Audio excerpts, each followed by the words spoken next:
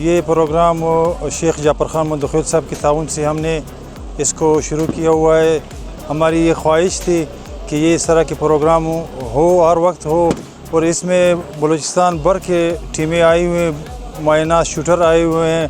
हम बहुत खुश हैं, बहुत खुशी महसूस कर रहे हैं कि लोगों ने आकर आज का दिन हमारे साथ गुजरा, हमारी खुशियों को दोबाला किया। इस मुकाबले का मकसद यही है कि लोगों में एकजुटी पैदा करना, और शूटिंग के हवाले से शूटिंग तो एक स्पोर्ट्स है, तो हम चाहते हैं कि जो नए नए नौजवान आ रहे हैं, आगे आ रहे हैं, उनको प्रमोट करो। मेला देखने के लिए नहीं आया हूँ, मेला में मुकाबला करने के लिए आया हूँ। ये खेल 1987 से खेला हूँ।